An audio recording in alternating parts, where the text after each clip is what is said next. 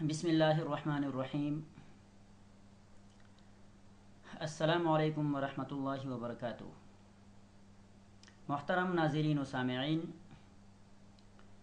ہمارا آج کا لیکچر بھی غیر سودی بینکاری سے متعلق ہمارے سابقہ لیکچرز کا تسلسل ہے۔ آج کے لیکچر کا ٹاپک ہے غیر سودی بینکوں میں رائج مرابحہ کی صورت۔ تو سب سے پہلے ہم نے مرابحہ کو سمجھنا ہوگا کہ مرابحہ کسے کہتے ہیں۔ تو مرابحہ عربی زبان کا لفظ ہے جو ربحن سے نکلا ہے۔ ربح کہتے ہیں نفع کو، پروفٹ کو اور فائدے کو۔ مرابحہ دراصل بیع کی ایک قسم ہے، ایک صورت ہے، جس کا مطلب یہ ہے کہ فروخت کنندہ اپنی چیز بیچتے وقت یہ بتلاتا ہے کہ یہ چیز مجھے اتنے میں پڑی اور میں اس پر اتنا پروفٹ لے رہا ہوں۔ یعنی اپنی چیز بیچتے وقت وہ لاگت بھی بتاتا ہے اور پروفٹ بھی بتاتا ہے۔ کاسٹ پلس پروفٹ یا لاگت پلس نفع پر کسی چیز کی بیع کو، کسی چیز کے بیچنے کو مرابحہ کہا جاتا ہے۔ اس سے یہ بات واضح ہو گئی کہ مرابحہ جو ہے یہ عقد امانت ہے، اس لیے کہ یہاں لاگت بھی بتانی پڑتی ہے اور پروفٹ بھی بتانا پڑتا ہے۔ چونکہ مرابحہ عقد امانت ہے، اسی وجہ سے شرعاً مشتری کو یعنی خریدنے والے کو یہ اختیار حاصل ہوتا ہے کہ اگر بیچنے والے نے جھوٹ بولا ہو، دھوکہ دیا ہو، تو وہ معاملہ کینسل کر سکتا ہے۔ عقد فسخ کرنے کا اس کو شرعاً اختیار ہے۔ اس کی وجہ یہ ہے کہ معاملہ کیا ہے؟ عقد امانت ہے۔ عقد امانت ہونے کی وجہ سے شرعاً اس کو یہ اختیار دیا گیا ہے۔ اب جب مرابحہ لاگت پلس نفع پر کسی چیز کو بیچنے کا نام ہے، تو یہاں یہ سوال پیدا ہوتا ہے کہ کیا بیچنے والا، فروخت کنندہ ہر طرح کے اخراجات کو لاگت میں شامل کر سکتا ہے یا نہیں؟ اصل قیمت کے علاوہ، مبیع کی جو اصل قیمت ہے اس کے علاوہ کیا ہر طرح کی لاگت کو، اخراجات کو وہ لاگت میں شامل کر سکتا ہے یا نہیں کر سکتا؟ تو اس کا جواب یہ ہے کہ اخراجات کی کل دو قسمیں ہوتی ہیں۔ ایک کو براہ راست اخراجات کہا جاتا ہے، جس کو کہتے ہیں ڈائریکٹ ایکسپنسز، اور ایک کو بالواسطہ اخراجات کہا جاتا ہے، جنہیں انڈائریکٹ ایکسپنسز کہتے ہیں انگریزی میں۔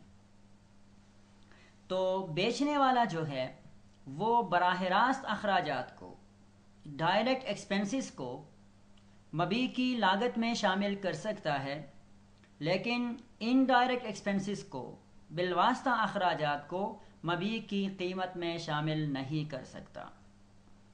اب ڈائریکٹ ایکسپنسز میں یعنی براہ راست اخراجات میں مثلا اگر اس نے محاصل وغیرہ ادا کیے ہیں، ٹیکس آؤٹیز اگر اس نے ادا کر دیے ہیں تو ان کو وہ شامل کر سکتا ہے، یا اگر اس نے مبیع کو تکافل کمپنی کے ساتھ انشورڈ کیا ہوا ہے اور اس کی قسط اس نے ادا کر دی ہے تو اس کو بھی وہ اخراجات میں شامل کر سکتا ہے، اس لیے کہ یہ براہ راست اخراجات میں آتے ہیں۔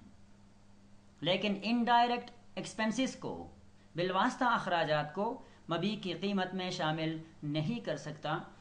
انڈائریکٹ ایکسپنسز میں مثلا بجلی کا بل ہے تو بجلی کے بل کو وہ لاگت میں شامل نہیں کر سکتا۔ اسی طرح بلڈنگ کا، اگر اس نے بلڈنگ کرائے پہ لی ہے تو بلڈنگ کا کرایہ وہ اخراجات میں شامل، لاگت میں شامل نہیں کر سکتا۔ اسی طرح ملازمین کی تنخواہیں، ان کو وہ لاگت میں شامل نہیں کر سکتا۔ اس لیے کہ یہ تمام چیزیں بالواسطہ اخراجات میں آتی ہیں، تو انہیں مبیع کی قیمت یعنی لاگت میں شامل کرنے کی اجازت نہیں ہے۔ اب رہی یہ بات کہ مرابحہ کی رائج صورت کیا ہوتی ہے غیر سودی بینکوں میں، تو یاد رکھیں مرابحہ کی جو عملی شکل غیر سودی بینکوں میں ہے اس کے مختلف مراحل ہیں۔ ان مراحل کو نہ سمجھنے کی وجہ سے بعض حضرات اعتراض بھی کرتے ہیں کہ غیر سودی بینکوں میں جو معاملہ ہو رہا ہے وہ غلط ہو رہا ہے، تو اس میں اعتراض کی جو بنیادی وجہ ہے وہ ان مراحل کو نہ سمجھنا ہے۔ تو غیر سودی بینکوں میں مرابحہ کی جو عملی صورت ہے، جو عملی شکل ہے، وہ مختلف مراحل پر مشتمل ہوتی ہے۔ سب سے پہلا جو مرحلہ ہوتا ہے وہ کلائنٹ کے بارے میں معلومات لینے کا ہوتا ہے۔ اب ظاہر ہے بینک ایک مالیاتی ادارہ ہوتا ہے، خواہ سودی بینک ہو یا غیر سودی بینک، خواہ وہ کنوینشنل بینک ہو یا وہ غیر سودی یعنی اسلامی بینک ہو، بینک ہوتا تو ایک مالیاتی ادارہ ہے۔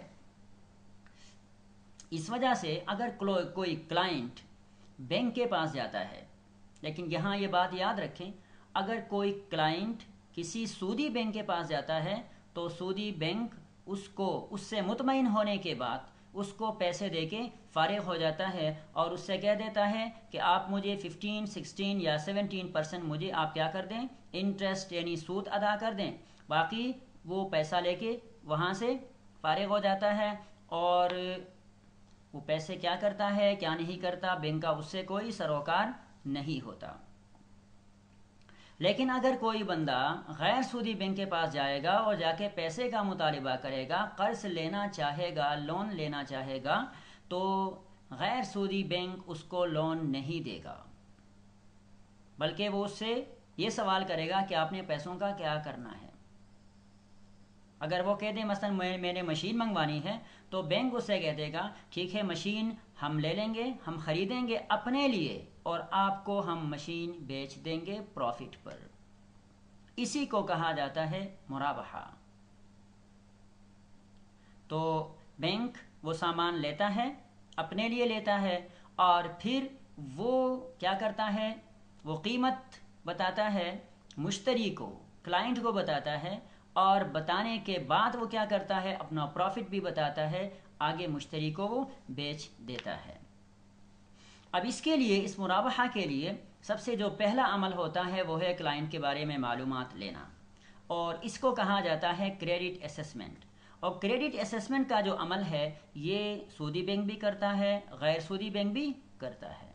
اب یہ کریڈٹ اسیسمنٹ ہوتا کیا ہے، اس کی تفصیل یہ ہے کہ اگر کوئی کلائنٹ بینک کے پاس جا کر بینک سے وہ کیا کرتا ہے، مطالبہ کرتا ہے لون کا، یا غیر سودی بینک کے پاس جاتا ہے جا کے اس سے کوئی مشین وغیرہ منگوانا چاہتا ہے، تو بینک اس سے کہتا ہے ٹھیک ہے آپ درخواست دے دیں۔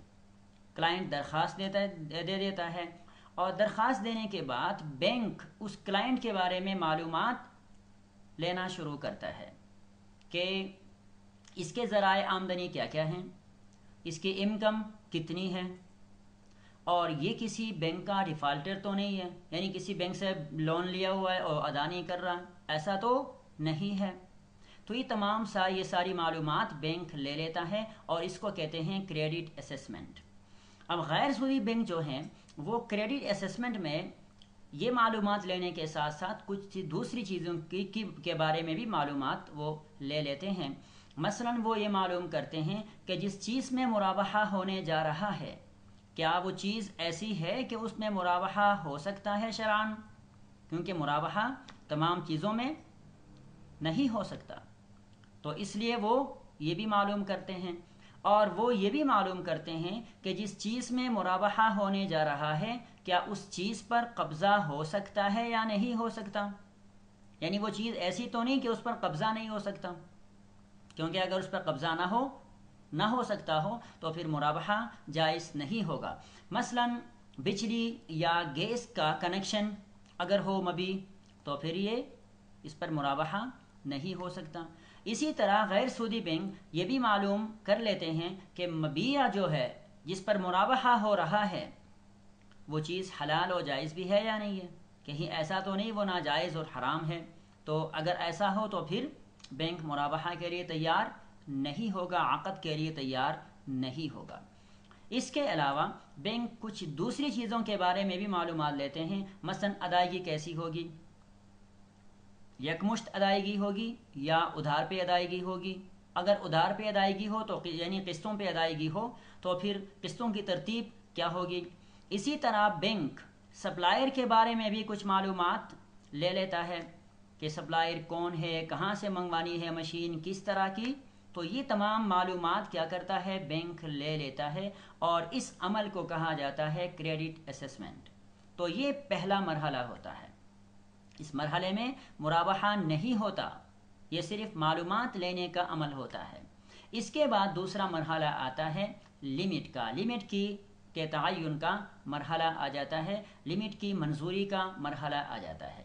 جب بینک مطمئن ہو جاتا ہے ان تمام معلومات سے، اس بندے سے، کلائنٹ سے مطمئن ہو جاتا ہے، تو پھر کلائنٹ کو اطلاع دی جاتی ہے کہ ٹھیک ہے بینک اس حد تک، اس لمٹ کے اندر بینک مرابحہ کرنے کے لیے تیار ہے۔ اب لمٹ کیا ہوگی وہ ڈیپینڈ کرتا ہے کلائنٹ کے اوپر، کیونکہ کلائنٹ دو طرح کے ہوتے ہیں۔ بعض کلائنٹ ہوتے ہیں جو اپنی ضرورت کے لیے کوئی چیز منگوا لیتے ہیں تو ظاہر ہے ان کی لمٹ کم ہوگی، اور بعضی بڑے بڑے کاروباری لوگ ہوتے ہیں تو ان کی لمٹ کیا ہوگی، بھاری ہوگی، زیادہ ہوگی ان کی لمٹ۔ تو اس لمٹ کے اندر بینک کیا کرتا ہے، مرابحہ کے لیے تیار جب ہو جاتا ہے تو کلائنٹ کو اطلاع دی جاتی ہے، اور پھر کلائنٹ اور بینک کے درمیان ایک ایگریمنٹ طے ہوتا ہے، اس کو کہا جاتا ہے جنرل ایگریمنٹ۔ یہ جنرل ایگریمنٹ میں ہر چیز کی تعریف لکھی جاتی ہے، مثلا ایگریمنٹ ہی کی تعریف لکھی جاتی ہے کہ ایگریمنٹ کا مطلب کیا ہے، اس ایگریمنٹ کا کیا مطلب ہے، اور پھر وہاں ادائیگی کیسی ہوگی، قسطوں پر ہوگی یا یکمشت ہوگی؟ قسطوں پر ہوگی تو ماہانہ ہوگی، 3 مہینے میں ہوگی، 3 مہینے میں، یا 6 مہینوں میں ادائیگی ہوگی، ادائیگی کا پورا دورانیہ کتنا ہوگا؟ تو یہ تمام چیزوں کے بارے میں معلومات اس جنرل ایگریمنٹ میں لکھی جاتی ہیں۔ یہ اس لیے لکھی جاتی ہیں تاکہ ان دونوں کے درمیان نزاع ہونے کی صورت میں، جھگڑا ہونے کی صورت میں، کلائنٹ اور بینک کے درمیان یہ تمام معلومات بطور ثبوت کے عدالت میں پیش کی جا سکیں۔ تو اس لیے یہ ساری معلومات کیا کرتے ہیں جنرل ایگریمنٹ میں وہ لکھ لیتے ہیں۔ اب یہ جو جنرل ایگریمنٹ کا جو مرحلہ ہے یہ بھی مرابحہ کا مرحلہ نہیں ہے، شرعاً اس کی تکییف، اس کی حیثیت صرف مفاہمت کی ہوتی ہے، یعنی بینک اور کلائنٹ کے درمیان مفاہمت کا ایک عمل طے پایا، اب مرابحہ نہیں ہوا۔ مرابحہ یہ دوسرا مرحلہ ہے۔ تیسرا جو مرحلہ ہے وہ ہے سامان کی خریداری، وہاں بھی مرابحہ کا عمل نہیں ہوتا۔ مرابحہ وجود میں آتا ہے چوتھے مرحلے میں جا کے، چوتھے مرحلے میں مرابحہ ہوتا ہے اور 5ویں مرحلے میں ادائیگی ہوتی ہے۔ تو یہ مراحل ہیں، مختلف مراحل پر مشتمل ہوتی ہے مرابحہ کی صورت غیر سودی بینکوں میں۔ ان مراحل کو سمجھنا اور ان کو خلط ملط نہ کرنا نہایت ضروری ہے۔ تو انشاءاللہ اگلے لیکچر میں ہم سامان کی خریداری کے بارے میں پڑھیں گے۔ السلام علیکم ورحمۃ اللہ وبرکاتہ۔